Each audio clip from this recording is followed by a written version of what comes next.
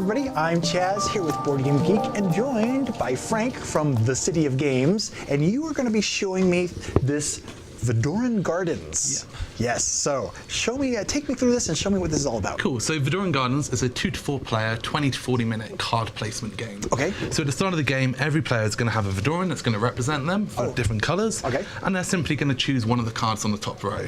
So at the start of the game, you may have one player here and one player here. Oh, simple enough. And effectively, from then on, every round, you're going to take the card that your piece is on, you're going to play a card, and then you're going to select a card from the next row. Okay. So this is all about kind of forward planning the cards that you're in your hand, and then being able to place them into a pathway in front of you. Okay, so if I was green, I would then take this one card. Okay, then what do I do next? And you would add it to your hand. So this may join into my hand here. Okay. I'll have 4 cards in my hand now, and I get to choose which card I play. At the start of the game, you won't have any cards in play, so your first card will go to your left-hand side. Okay. Every card you place from then on will go over the top of that card. Okay. So we'll effectively be building a pathway. Just simple. This is an example of that. So this is an example of us being kind of 7 rounds into the game. Okay. And then the game is played over 10 rounds. Okay.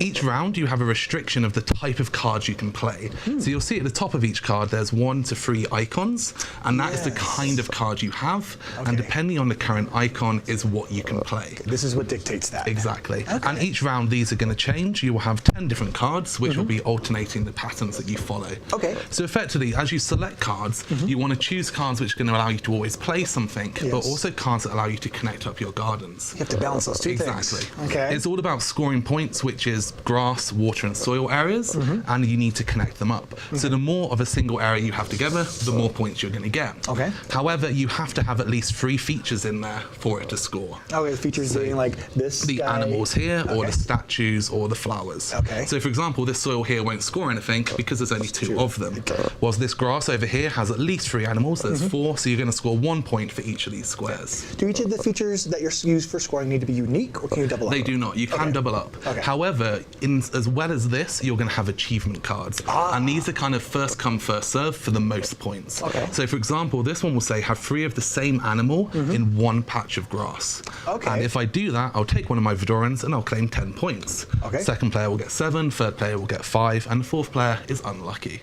So you'll have 1 for each of the 3 terrain types. Okay. And this is encouraging you to change what kind of terrains that you're going for. So you don't just want to get lots of grass. Right. You want to get enough grass to get enough points for the achievement, and then perhaps move on to something else. Okay.